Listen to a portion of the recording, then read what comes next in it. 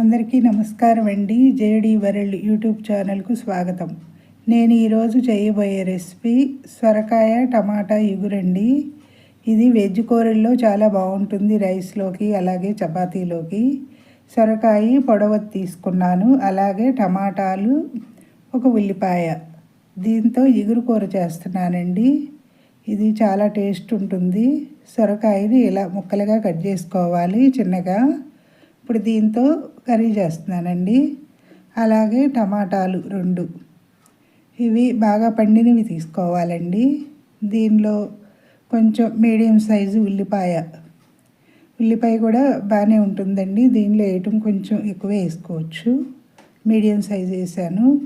అలాగే స్టవ్ వెలిగించి దాగబెట్టానండి. దీనికి తగినంత ఆయిల్ వేసుకోవాలి. ఇది ఫ్రీడమ్ ఆయిలేనండి, రిఫైండ్ ఆయిల్. దీంతో చేస్తున్నాను. ఇప్పుడు దీన్ని ఆయిల్ వేడైన తర్వాత కొంచెం మినపప్పు, అలాగే ఆవాలు, జీలకర్ర వేయాలండి. ఇది రైస్లోకి చపాతీలోకి చాలా బాగుంటుంది. ఇదివరకే మా అమ్మమ్మ అయితే చాలాసార్లు చేస్తూ ఉండేదండి. తరచూ కూడా మాకు చెట్లు అవి కాయించేవాళ్ళండి. ఇప్పుడు 2 రెమ్మల కరివేపాకు వేసాను. తర్వాత ఫ్రై అయినాక ఉల్లిపాయలు వేసుకోవాలండి.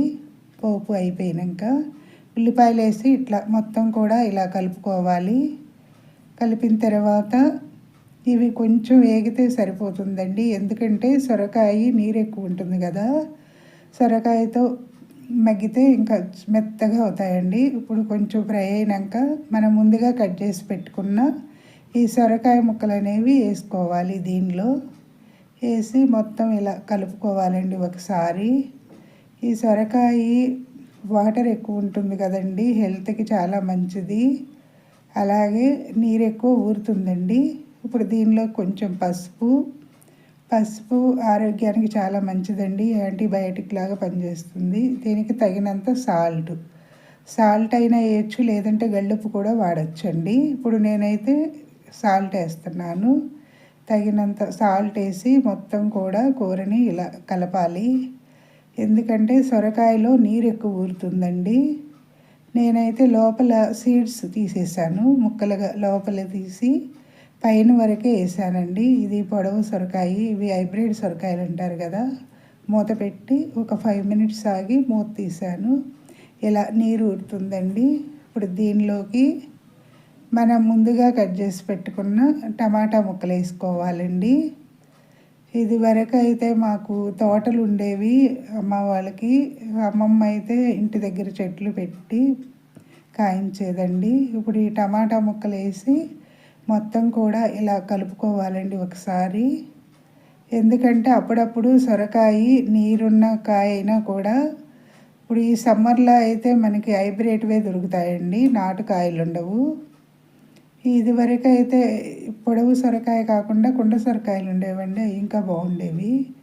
ఇప్పుడు దీనికి ఒక 1/2 స్పూను అల్లం పేస్ట్ వేస్తున్నాను. అల్లం వెల్లుల్లి కొంచెం మసాలా ఫ్లేవర్తో చాలా బాగుంటుందండి. వేసి మొత్తం కూడా ఒకసారి కలపాలి. ఎందుకంటే ఇగురు కూర కదా, ఇగురు కూర అయినా కూడా నాన్ వెజ్ కూరల కన్నా కూడా చాలా బాగుంటుందండి. ఇది అమ్మమ్మల కాలం నాటిది అయినా కూడా టేస్ట్ అనేది ఎప్పటికీ కూడా అలానే ఉంటుంది. ఇప్పుడు మొత్తం కూడా ఇలా కలిపిన తర్వాత దీనికి మనం తగినంత కారం వేసుకోవచ్చండి.